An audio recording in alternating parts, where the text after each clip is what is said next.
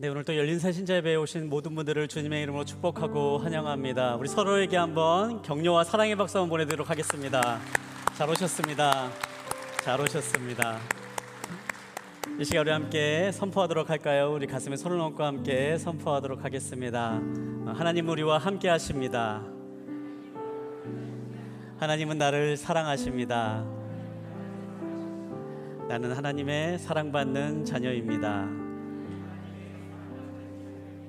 이 시간 우리 함께 그대로 기도하도록 하겠습니다. 하나님, 이 시간에도 하나님의 그 사랑의 자리, 우리와 함께하기 원하시는 그 만남의 자리로 나아갑니다. 하나님, 이 시간에 주님을 향해 나아가는 한 분 한 분의 삶 가운데 찾아가 주시고 이 마음 가운데 찾아가 주셔서 하나님의 사랑이 가득 부어지고 느껴지는 시간 될 수 있도록 주님 함께하여 주시옵소서. 살아계신 예수님의 이름으로 기도합니다. 아멘. 네, 저희가 12월 한 달 동안은 예수님과의 만남은 이라는 주제를 가지고 함께 말씀을 나누게 됩니다. 사람과 사람 간의 만남은 굉장히 중요한 영향력을 미칩니다. 한 사람이 오늘날의 삶이 있기까지는 그동안에 많은 사람들과의 만남이 있고 또 어떤 사람과 어떠한 시간을 보내느냐에 따라서 그 사람의 삶의 모습이 변하기도 하고 삶이 바뀌기도 합니다. 제가 오늘 말씀을 준비하면서 진현종 씨가 지은 책 살다가 막막하다고 느껴지는 순간이라는 책을 우연히 보게 되었습니다. 그 책에 보니까 이제 이런 구절이 나와 있더라고요. 제가 한번 읽어드리도록 하겠습니다. 사람은 홍수나 지진 같은 천재지변으로 어려움을 당하는 경우도 있지만 그 불행의 대부분은 인간관계에 달려있다고 할 수 있다. 따라서 지금의 앞날이 어떻게 될지 궁금하면 점쟁이를 찾아갈 것이 아니라 지금 내 곁에 가까이 있는 사람들이 어떤 사람들인지 찬찬히 살펴보면 것으로 충분하다. 네, 사람과 사람 간의 만남은 중요합니다. 여러분의 앞날이 궁금하십니까? 지금 옆에 있는 사람이 어떤 사람인가? 지금 곁에 어떤 사람과 함께 있는가를 잘 살펴보시면 됩니다. 우리 한번 같이 오신 분 한번 얼굴 한번 바라보도록 할까요? 같이 오신 분 한번 얼굴 한번 바라보도록 하겠습니다. 한번 이렇게 한번 이야기해 볼까요? 당신이 나의 미래입니다. 네, 청혼의 의미가 아니고요. 네. 함께 있는 것이 참 중요합니다. 어떤 사람과 함께 만나고 어떤 사람과 함께 시간을 보내느냐가 우리에게 굉장히 많은 영향을 미치는 것이지요. 특별히 12월 한 달 동안에는 우리에게 영향을 미치는 중요한 한 분과의 만남에 대해서 함께 나누고 싶습니다. 그것은 바로 예수 그리스도입니다. 우리가 오늘은 예수 그리스도의 만남은 사랑입니다 라는 주제를 가지고 함께 말씀을 나눌 건데요, 주님께서 이 땅에 오실 때의 그 탄생의 장면을 함께 살펴보고 주님이 탄생하시는 그 장면에 담겨있는 사랑의 의미를 한번 함께 나누는 시간을 갖도록 하겠습니다. 다음 주에는 저희가 예수님과의 만남은 자유입니다 라는 주제를 함께 나누게 됩니다. 예수님께서 이 땅에 오신 중요한 목적, 우리를 구원하시고 우리에게 새로운 생명을 주시기 위한 그 의미를 함께 나누는 시간을 갖도록 하겠습니다. 그리고 마지막 세 번째 주에는요, 예수님과의 만남은 평안입니다 라는 주제를 가지고 함께 말씀을 나눌 건데요, 참된 평안이 오직 예수 그리스도를 통해서만 우리의 삶에 온다라는 사실을 우리가 세 번째 주를 통해서 함께 말씀을 나누도록 하겠습니다. 오늘 또 들어오시면서 주보를 받으셨을 줄 믿습니다. 특별히 주보를 디자인해 주신 분께서 초대장의 모습을 담아서 이렇게 주보를 디자인해 주셨는데요, 한번 집에 가지고 계시다가 누군가에게 예수님의 사랑을 전하고 싶은 분이 계시다면 이것을 초대장처럼 사용해도 좋을 것 같습니다. 오늘 주제는 예수님과의 만남은 사랑입니다 라는 주제를 가지고 함께 말씀을 나누는데요, 오늘 함께 나눌 말씀을 함께 보도록 하겠습니다. 두 장에 함께 보도록 하겠습니다. 마태복음 1장 23절에 있는 말씀입니다. 우리 한 목소리로 함께 읽도록 하겠습니다. 처녀가 잉태에 아들을 낳을 것이요 그를 임마누엘이라 부를 것이다. 임마누엘이란 하나님께서 우리와 함께 하신다는 뜻입니다. 아멘. 하나님은 하나님과의 예수 그리스도와의 만남은 사랑입니다 라는 이 말씀을 준비하면서 오래전에 제가 이제 중고등부 사역을 했을 때 경험했던 한 사건이 생각이 났습니다. 고등학교 3학년 여학생이었는데요. 이 고등학교 3학년 여학생이 어느 날 저한테 이렇게 메일을 이제 썼습니다. 신앙 상담을 담은 메일이었는데요. 이제 그 친구가 썼던 그 메일의 내용은 이렇습니다. 어렸을 때부터 교회에 다니면서 하나님은 사랑이시다라는 말을 참 많이 듣고 자랐는데 나는 하나님이 사랑이시다라고 하는 그 말이 도무지 마음에 와닿지 않습니다. 이제 그렇게 메일을 쓴 거예요. 그러면서 메일을 썼던 그 이유를 이제 하나씩 얘기를 하는데 가장 처음에 질문이 이거였습니다. 하나님이 만약에 사랑이시다면 창세기에 나와 있는 이 선악과는 왜 만드신 것입니까? 이제 이런 얘기부터 시작하는 거예요. 하나님께서 모든 것을 다 알고 계시는 분이시고 또 전지전능한 분이다라고 그렇게 우리가 이제 믿고 있는데, 그렇다면 분명히 하나님은 이 아담과 하와가 나중에 이 선악과를 따먹을 것도 분명히 알고 있었을 텐데 왜 하나님은 이 선악과를 만드셔가지고 왜 인류를 타락하게 만들고 그것으로부터 모든 비극이 시작되게 만드셨냐? 자기는 선악과를 만드신 그 하나님이 마치 우리가 죄를 짓나 짓지 않나 멀리서 숨어 보시면서 죄를 짓기만 해봐라 내가 너를 당장 벌해주리라 이렇게 보고 있는 심술궂은 그런 분으로, 그런 존재로 여겨진다. 그런데 어떻게 내가 하나님을 사랑이라고 말할 수 있겠느냐? 막 이렇게 얘기하면서요. 구약에 나와 있는 많은 이야기들을 이제 하면서 나는 도저히 하나님을 사랑이라고 믿겨지지가 않습니다. 이제 이렇게 이제 메일을 보냈던 친구의 메일을 받은 적이 있습니다. 여러분은 어떻습니까? 여러분은 하나님은 사랑이시다라고 하는 이 말씀을 여러분의 삶의 자리에서 여러분의 마음에 진정으로 받아들이고 있으십니까? 제가 이 친구의 메일을 받고 나서요, 이 친구에게 답장을 써줬는데요, 긴 답장을 써줬는데요, 마지막으로 이제 권면을 하기로는 제가 이제 이렇게 친구에게 권면을 했습니다. 한번 성경을 처음부터 끝까지 한번 읽어보면 좋겠다. 구약부터 읽은 게 어려우면 한번 신약부터라도 한번 읽어봤으면 좋겠다. 이제 그렇게 제가 친구에게 권면을 했습니다. 그러면서 한 가지 단서를 더 달았습니다. 성경을 읽을 때에 그냥 네가 가지고 있는 생각이나 네가 가지고 있는 어떠한 선입견이나 그런 것들을 한번 다 내려놓고 하나님의 관점으로 한번 성경을 읽어왔으면 좋겠다. 하나님께서 왜 이런 일을 하셨을까? 하나님은 어떠한 목적으로 이런 일을 하셨을까? 하나님께서 정말 원하시는 것은 무엇이었을까? 그렇게 하나님의 관점으로, 사람의 관점이 아니고 하나님께서 어떤 일을 하셨는가, 하나님께서 어떠한 마음으로 이런 일을 하셨는가, 한번 그렇게 성경을 읽어보면 좋겠다. 이제 그렇게 친구에게 권면을 했던 기억이 납니다. 사실 우리는 종종 하나님에 대해서 오해를 하곤 합니다. 하나님은 사랑이십니다라고 이렇게 우리가 많이 이야기를 하는데요. 그런 이야기를 하는 과정 가운데서도 하나님에 대한 오해, 내가 가지고 있는 어떠한 생각이나 내가 가지고 있는 어떠한 선입견으로 인해서 하나님이 정말 사랑으로 느껴지지 않고 하나님이 마치 이 앞선 친구가 그런 것처럼 심술궂은 어떠한 그런 할아버지, 심술궂은 그런 존재처럼 이제 그렇게 여겨지는, 그래서 마치 우리를 벌하기를 원하시고 우리가 잘못하나 잘못하지 않나 그렇게 지켜보고 계시는 그러한 왜곡된 모습으로 하나님을 바라보는 경우가 너무나도 많이 있다라는 사실입니다. 앞서 얘기한 선악과의 이야기도 사실 그렇지요. 이 선악과를 사람의 관점이 아니고 하나님의 관점으로 보면요, 이 선악과가 굉장히 하나님의 큰 희생이고 하나님의 역설적인 사랑이 담겨 있는 것을 우리는 알 수가 있습니다. 사람의 관점으로 본다면 이 아담과 하와를 시험하시는 하나님의 모습처럼 우리가 그렇게 생각할 수가 있는데요. 사실 이거를 이제 하나님의 관점으로 한번 돌려서 한번 생각을 해보시면요, 하나님은 온 세상을 창조하시고 자신이 만든 피조물에게 버림받으실 각오를 하시고 선악과를 만드신 것이었습니다. 이 선악과 사건을 우리가 하나님의 관점으로 한번 돌이켜 생각을 해보면요, 하나님께서 이 선악과를 만드셨다라는 것은요, 자신이 만든 존재에게 배신을 당할 것을 각오하시고 만든 것이 바로 이 선악과라는 것을 우리는 알 수가 있습니다. 왜 하나님께서 선악과를 만드셨습니까? 그것은 우리를 사랑하시기 때문이지요.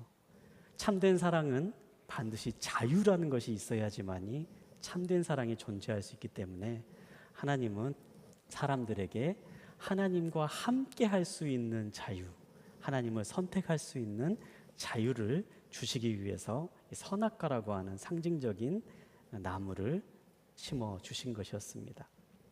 사실 하나님의 사랑의 모습이었죠. 그러나 이 사랑의 모습을 우리가 사람의 관점으로, 인간의 관점으로 보면요, 마치 하나님이 우리를 시험하시기 위해서, 우리를 괴롭히시기 위해서 이 선악과를 만든 것처럼 그렇게 하나님을 왜곡하고 오해할 수 있습니다. 성탄절을 맞이해서 우리가 한번 성탄절, 특별히 성탄절을 앞두고 있는 이 기간을 우리가 이제 대림절이라고 부르는, 교회력으로는 대림절이라고 부르는 이 기간인데요. 이 기간 동안 한번 이 신약 성경을 다시 한번 읽어보는 시간이 있으시면 좋을 것 같습니다. 특별히 마태복음, 마가복음, 누가복음, 이 공관복음이라고 불리는 예수님의 일대기가 담겨져 있는 그 성경을 한번 이 대림절 기간에 한번 우리가 한번 읽어보는 시간이 있으면 좋을 것 같습니다. 세 권을 다 읽기 어려우시면 가장 짧은 마가복음을 읽으셔도 괜찮습니다. 그런데 한번 읽으실 때는요, 하나님의 관점으로 한번 읽어봐 주시면 좋을 것 같아요. 하나님이 왜 이렇게 하셨을까? 하나님의 마음은 어떤 마음일까? 하나님이 정말 원하시는 것은 무엇이었을까? 사람들에게 일어난 기적이나 역사들에 집중하지 않고 하나님께서 하신 일, 하나님의 마음에 집중해서 우리가 말씀을 읽어 나가면 살아계신 하나님의 사랑의 역사가 이 성경 말씀을 통해서 우리들의 삶 가운데 들어오는 것을 경험하게 될 줄 믿습니다. 오늘 특별히 그러한 하나님의 사랑의 마음이 담겨 있는 성경의 장면 가운데에 예수님께서 태어나신 그 장면, 짧은 부분을 한번 이 시간에 함께 나누고자 합니다. 오늘 우리가 들어올 때 함께 보았던 말씀 우리 다시 한번 읽어보도록 하겠는데요. 마태복음 1장 23절에 있는 말씀입니다. 우리 한 목소리로 한 번 더 읽어보도록 하겠습니다. 처녀가 잉태해 아들을 낳을 것이요 그를 임마누엘이라 부를 것이다. 임마누엘이란 하나님께서 우리와 함께 하신다는 뜻입니다. 아멘. 이 마태복음 1장 23절에 있는 말씀은요, 마태복음 1장 18절 이하에서 계속 나오는 그런 내용에서 이어져 나오고 있는 그런 내용을 담고 있습니다. 이때는 이제 그 마리아가 성령으로 성령으로 임신했다라는 걸 사실을 알게 되었을 때이지요. 마리아가 임신했다라는 소식, 성령으로 임신했다라는 소식이 알려졌다, 이게 성경에 기록되어 있는데, 사실 성령으로 이제 임신되었다라는 사실은 우리가 이제 후대에 우리가 이제 믿음으로 이 사실을 알게 되었을 때 성령으로 잉태된 것을 알게 됩니다. 그러나 이 사실을 처음 알았던 사람들, 특히 요셉, 이제 마리아의 정혼자였던 요셉은요, 마리아가 성령으로 임신되었다는 사실을 알지 못했던 순간이었던 거죠. 요셉은 이제 고민을 합니다. 이제 정혼했던 이 마리아가 이제 임신을 했다는 소식을 듣게 되고 뭔가 부정이 있었다라고 생각을 했던 것 같습니다. 그래서 이제 조용히 이제 마리아와의 관계를 끊으려고 결심을 합니다. 그런데 그때 하나님의 천사가 요셉에게 나타납니다. 20절과 21절에 있는 말씀을 제가 읽어드리면요, 다윗의 자손 요셉아 두려워하지 말고 마리아를 내 아내로 맞아라. 마리아가 가진 아기는 성령으로 임신된 것이다. 마리아가 아들을 낳을 것이니 그 이름을 예수라 하여라. 예수가 그의 백성을 그들의 죄로부터 구원할 것이다. 이렇게 마리아의 뱃속에 있는 존재가 성령으로 잉태된 예수님이라는 사실을 요셉에게 천사가 알려주는 거죠. 그러면서 말씀 나오는 것이 바로 23절에 있는 말씀입니다. 이 예수가 어떤 의미가 있느냐?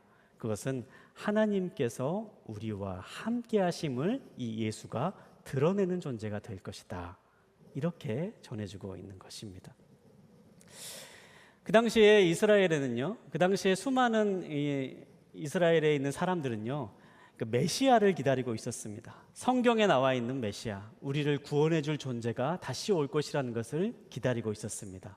그리고 그 구원해 준다고 하는 그 성경에 나와 있는 그 존재가 바로 이제 우리와 함께 하시는 하나님의 모습으로 이 땅 가운데 오게 되었다. 그리고 그분이 바로 예수님이다. 이 사실을 분명하게 말해주고 있는 것이지요. 사랑하는 여러분, 예수님은 우리와 함께 하시는 분이십니다. 예수님은 이 성경책 속에 머물러 계시는 분이 아니십니다. 2000년 전 마리아의 뱃속에 성령의 잉태하심으로 임신하셨던 예수님은 그래서 우리와 함께 하시는 하나님이다 라고 그렇게 부름받았던 예수님은 지금 이 순간에도 우리와 함께 하시는 분인 줄 믿습니다. 그분은 우리와 함께 하시는 분이십니다. 우리가 어떠한 순간에 있든지 어떠한 자리에 있든지 성경책에만 머물러 계시는 분이 아니라 우리와 함께 하시고 우리와 함께 숨을 쉬시고 우리의 모든 것을 이해하시고 아시는 분이십니다. 우리가 그러한 예수님을 만날 수 있게 되길 바랍니다. 그러한 은혜가 있기를 간절히 소망합니다. 그러할 때에 예수님과의 만남은 사랑입니다 라고 하는 그 말씀의 제목처럼 주님이 주시는 온전한 사랑을 우리의 삶 가운데 누리는 은혜가 있을 줄 믿습니다. 우리가 23절에 있는 말씀 하나님이 우리와 함께 하신다라고 하는 이 말씀의 의미를 조금 더 깊이 있게 살펴보기를 원하는데요. 이 말씀을 좀 깊이 있게 살펴보기 원해서 이 말씀의 배경이 되는 한번 말씀을 우리가 한번 이 시간에 함께 나눠보기를 원합니다. 사실 이 마태복음 1장 23절에 있는 이 말씀은요, 이 천사를 통해서 요셉에게 맨 처음 이렇게 말씀된 그러한 말씀은 아니었습니다. 이건 이제 구약 시대에 아하스라고 하는 왕이 이 남유다를 다스렸을 때에 이사야라고 하는 선지자를 통해서 하나님께서 주신 말씀이었습니다. 그리고 이 말씀이 요셉에게도 그대로 선포되어서 예언의 말씀이 선포되는 것으로 그렇게 선포가 된 것입니다. 그러면 처음에 이 하나님이 우리와 함께 하시다라고 할 때에 하나님께서 어떠한 마음으로 이제 말씀을 하셨나? 이사야서 7장에 있는 말씀을 보면요, 그 시대적 배경은 이러하 있습니다. 이 아하스라고 하는 사람이 남유다를 다스리고 있던 시기였는데요. 이 아하스라고 하는 사람이 굉장히 악한 왕이었습니다.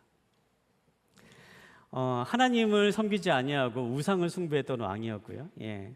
심지어는 이제 성경을 보면 이 아하스 왕 때는요, 다른 이제 이방 신을 섬기는 다른 이제 신들이 그랬던 것처럼 자신의 아들을 이렇게 불로 살라서 제물로 바치는 그런 일까지 이 아하스라고 하는 왕이 했다라고 이제 그렇게 기록되어 있을 만큼 아주 악한 왕이었습니다.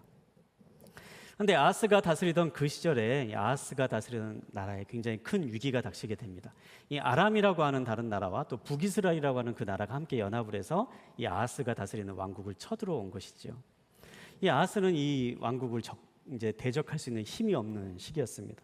그래서 이제 이사야서 7장 2절을 보면요, 그때 이제 아하스 왕이 겪었던 그런 위기를 이렇게 표현하고 있는데요. 7장 2절에 있는 말씀을 보면 이렇게 기록되어 있습니다. 다윗 왕 시대에 아람이 에브라임의 진을 쳤다라는 말이 전해졌다. 그러자 아하스와 그 백성의 마음이 마치 숲속의 나무들이 바람 앞에서 흔들리듯 떨렸다.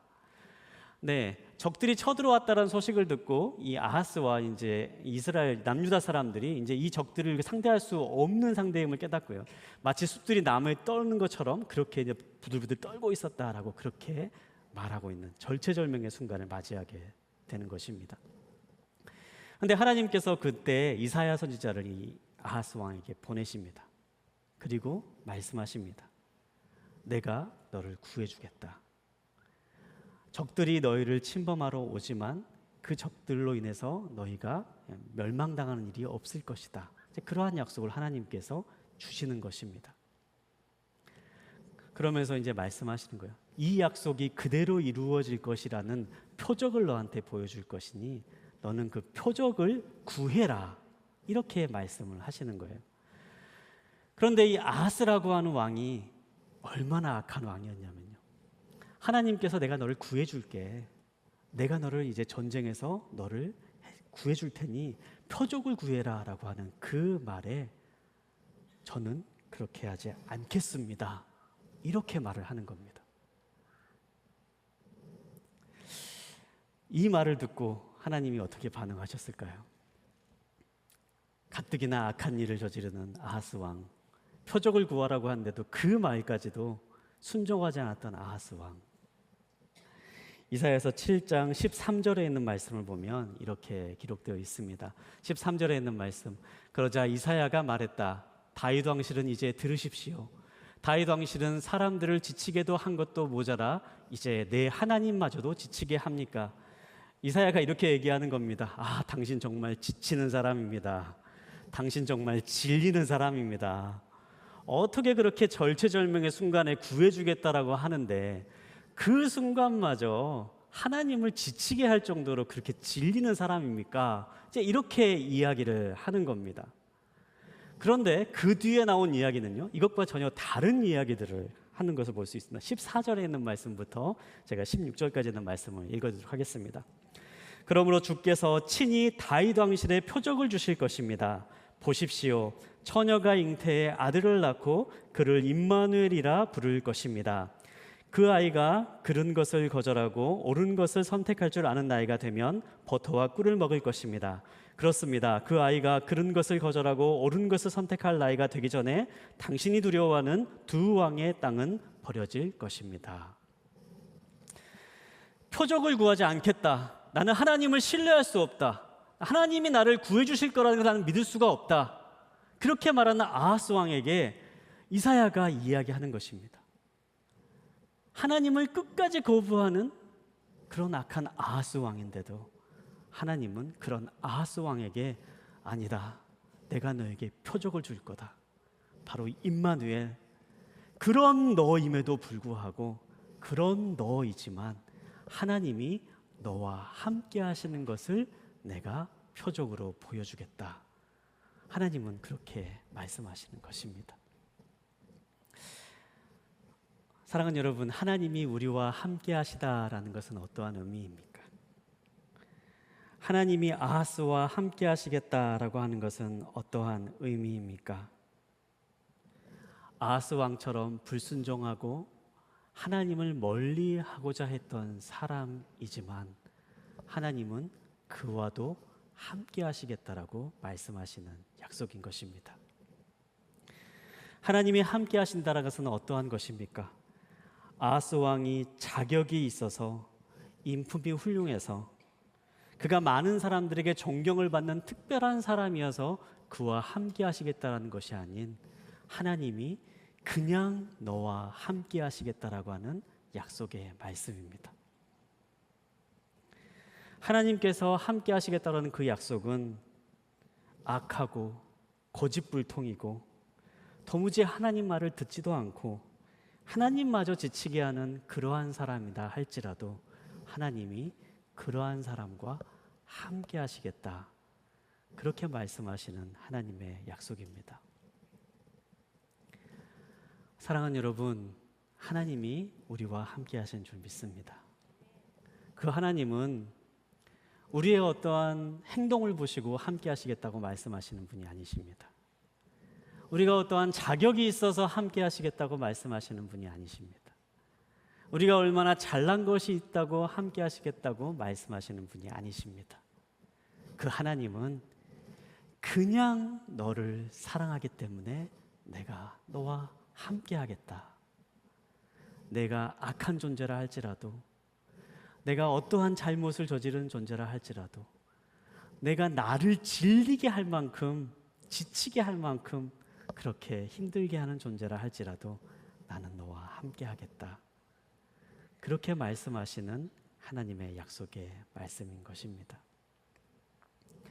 그리고 이 약속의 말씀이 그대로 이어져 내려오는 것이 바로 예수 그리스도의 오심이었습니다. 예수님께서 이 땅에 오신 것은 어떠한 조건이 충족되어서 오신 것이 아니었습니다. 예수님께서 이 땅에 오신 것은 어떠한 노력이 있어서 오신 것이 아니었습니다. 일방적으로 하나님께서 우리를 사랑하시기 때문에 우리와 함께 하시기를 원하셔서 그래서 우리에게 찾아오신 것이었습니다. 사랑하는 여러분, 우리가 그 하나님의 사랑을 이 시간에 기억하게 되기를 원합니다. 하나님은 사랑이십니다. 하나님은 좋으신 분이십니다. 그리고 그 하나님은 우리가 어떠한 자격이 있든 없든, 우리가 어떠한 사람이든 구별하지 않고 우리에게 오시는 분이십니다. 그 하나님이신 예수 그리스도를 우리가 느끼고 이 시간에 우리의 삶 가운데 받아들이고 우리를 향한 그 온전하신 사랑을 온전히 경험하는 그런 축복이 있기를 주님의 이름으로 축복합니다. 하나님의 예수 그리스도의 오신 사건이 어떠한 의미인가? 특별히 요한복음 3장 16절부터 17절까지 있는 말씀을 보면요, 이렇게 우리에게 기록 전해주고 있습니다. 요한복음 3장 16절부터 17절까지 있는 말씀을 우리 한 목소리로 함께 읽도록 하겠습니다. 하나님께서 세상을 이처럼 사랑하셔서 독생자를 주셨으니 이는 그를 믿는 사람마다 멸망하지 않고 영생을 얻게 하려는 것이다. 하나님께서 자신의 아들을 세상에 보내신 것은 세상을 심판하시려는 것이 아니라 그 아들을 통해 세상을 구원하시려는 것이다. 아멘. 이 본문에 있는 말씀은요, 우리가 이제 다음 주에 이제 구원에 대해서, 자유에 대해서 함께 나눌 때 조금 더 자세하게 그 의미를 살펴보기를 원하는데요. 근데 이 시간에 한번 주목하기 원하는 것은요, 요한복음 3장 16절과 17절에 있는 말씀에 있는 내용들, 그 말씀에 있는 어떤 내용들을 가지고 있나를 한번 살펴보기를 원합니다. 한번 3장 16절에 있는 말씀 다시 한번 띄워주시겠어요? 다시 한번 띄워주시기 바랍니다. 3장 16절, 17절에 있는 말씀을 보면요, 하나님께서 세상을 이처럼 사랑하셔 독생자를 주셨으니 이는 그를 믿는 사람마다 멸망하지 않고 영생을 얻게 하려는 것이다. 이렇게 우리에게 이야기하고 있습니다. 하나님께서 이 땅에 오신 목적은 무엇입니까? 예수 그리스도를 믿는 사람마다 멸망하지 않고 영생을 주시기 위해서 오셨다. 이렇게 이야기하고 있습니다. 17절에 있는 말씀, 하나님께서 자신의 아들을 세상에 보내신 것은 세상을 심판하시려는 것이 아니라 그 아들을 통해 세상을 구원하시려는 것이다. 하나님께서 오신 목적은 무엇입니까? 세상을 심판하시는 것이 아니라 세상을 구원하시려고 오시는 것이다. 하나님께서 오신 목적들이 나와 있는데요, 그 목적들을 하나씩 따져보면요, 무엇 때문입니까? 누구 때문입니까? 바로 우리 때문에 오신 것입니다. 하나님께서 세상에 오신 목적은요, 하나님이 무엇을 하기를 원하셔서, 하나님이 무엇인가를 얻기를 원하셔서 이 땅에 오신 것이 아니라 우리를 위해서 오셨다라고 성경은 분명하게 말씀하고 있는 것입니다. 하나님께서 사랑하셔서 이 땅에 오신 것은 하나님께 어떠한 유익이 있어서 오신 것이 아닙니다. 하나님께 어떠한 기쁨이, 하나님께 어떤 좋은 것이 생겨서 오신 것이 아닙니다. 하나님께서 오신 것은요, 바로 우리 자신을 위해서, 우리를 사랑하시기 때문에 우리에게 좋은 것을 주시기 위해서 하나님께서 오셨다라는 사실입니다. 여러분, 우리가 이 사실을 기억할 수 있게 되길 바랍니다. 하나님은 좋으신 분이십니다. 하나님은 우리에게 좋은 것을 주기를 원하시는 분이십니다. 때로는 이 하나님의 약속이 우리의 삶 가운데 멀게만 느껴지는 순간들도 있습니다.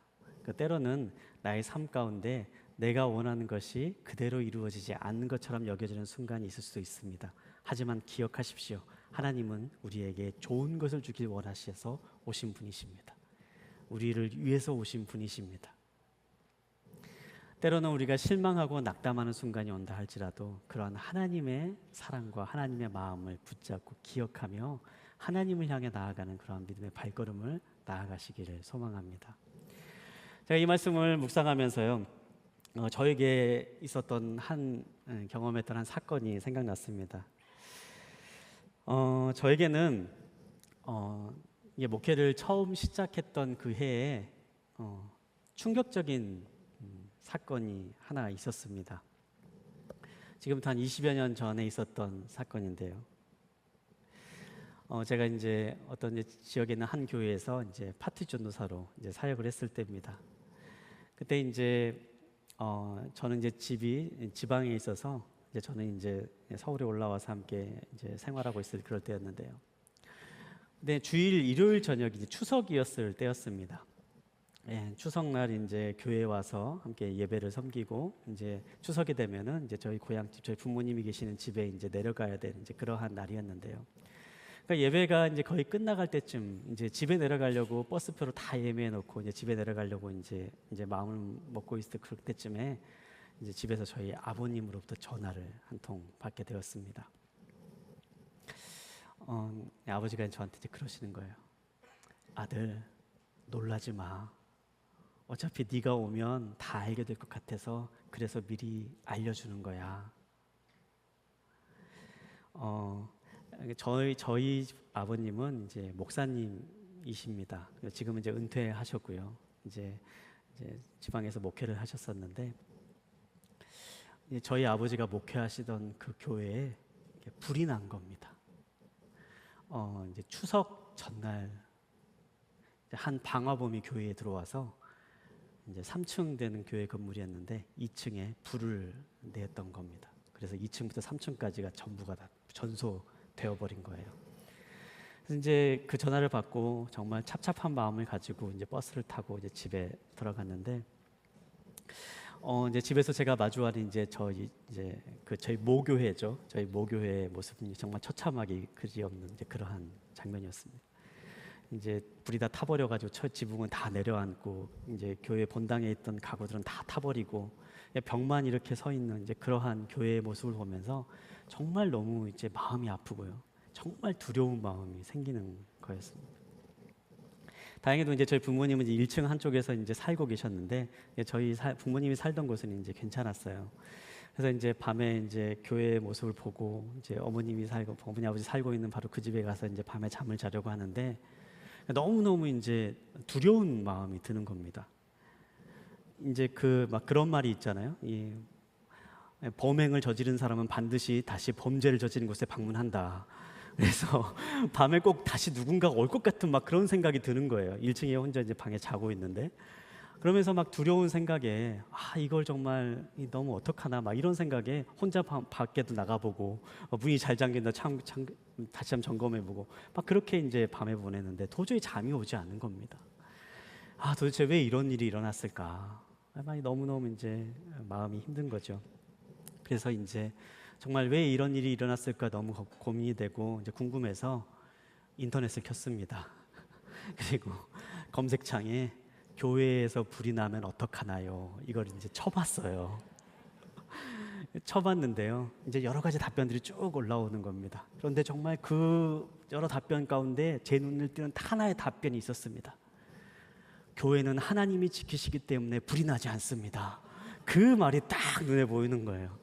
그러면서 그 말이 정말 제 마음 가운데 팍 박히면서 교회는 하나님이 지켜서 불이 안 난다는데 왜 우리 교회는 불이 났나 막 이런 생각이 들면서 막 오만 가지 생각이 막 드는 겁니다.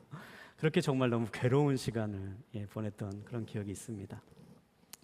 그런데 참 놀라운 사실은요. 그렇게 이제 교회가 전소가 되고 정말 이제 어려운 시기를 분명히 겪었는데요. 그런데 참 놀라운 것은 그 일로부터 1년이 지난 이후에 저희 아버지 교회가 예전에 쓰던 그 모습 그대로 완전히 복원할 수가 있었습니다. 특별한 재산이 있어서 그런 건 아니었고요. 그렇게 불탄 교회를 품고 성도님들이 함께 모여서 기도하기 시작을 하셨던 거예요. 지금 이 위기를 이겨낼 수 있는 것은 기도밖에 없다. 그 마음을 가지고 그때부터 성도님들이 함께 모여서 뜨겁게 기도하기 시작을 하시는 거예요. 그리고 참 너무 감사한 것은 이렇게 안타까운 소식을 듣고 정말 주변에 있는 많은 또 어려운 교회들이 또 이제 함께 돕기 시작을 하고, 그러면서 도움의 손길들이 모이고 기도가 쌓이면서 기적적으로 1년이 지난 뒤에 교회가 다시 온 상태로 복원이 되었습니다. 물론 그 1년이란 시간이 굉장히 힘들었던 시간이고요. 저도 고통스러웠지만 저희 아버지도 굉장히 고통스럽게 그렇게 목회했던 그런 시간이었습니다. 그러나 하나님은 그 시간을 통해서 오히려 성도들의 마음을 하나로 뜨겁게 모으는 역사로 함께 하시고, 그 모든 일을 통해서 하나님께서 직접 행하시고 역사하시는 놀라운 기적들을 체험하게 하셨습니다. 그리고 그것이 바로 또 교회의 큰 간증으로 남게 하셨습니다. 사랑하는 여러분, 하나님은 좋으신 분이십니다. 하나님은 선하신 분이십니다. 교회가 불이 나도 하나님은 좋은 분이십니다. 우리에게 뜻밖의 어려운 일이 닥친다 할지라도 하나님은 선한 분이십니다. 하나님은 우리를 사랑하시기 때문입니다. 아무런 조건 없이 우리의 자격을 보지 아니하시고 우리에게 오신 예수 그리스도의 그 사랑의 마음처럼 그 사랑의 마음이 우리의 삶 가운데 그대로 쏟아지고 있기 때문입니다. 에레미야서에 있는 말씀을 보면 에레미야서에서 이렇게 기록하고 있습니다. 에레미야서 29장 11절에 있는 말씀인데요. 여호와의 말이다. 내가 너희를 위해 갖고 있는 계획들을 내가 알고 있으니 그것은 평안을 위한 계획이지 재앙을 위한 것이 아니며 너희에게 미래와 소망을 주기 위한 것이다. 하나님의 마음인 줄 믿습니다. 하나님은 우리에게 미래와 소망을 주기 위해서 오시는 분이십니다. 그리고 그 하나님은 우리를 사랑하십니다. 너무나도 사랑하시는 분이십니다. 우리가 그 하나님의 사랑을 이 성탄절을 기억하며 우리의 삶 가운데 온전히 누리며 하나님과 함께 동행하시는 복된 삶을 사시기를 주님의 이름으로 축복합니다.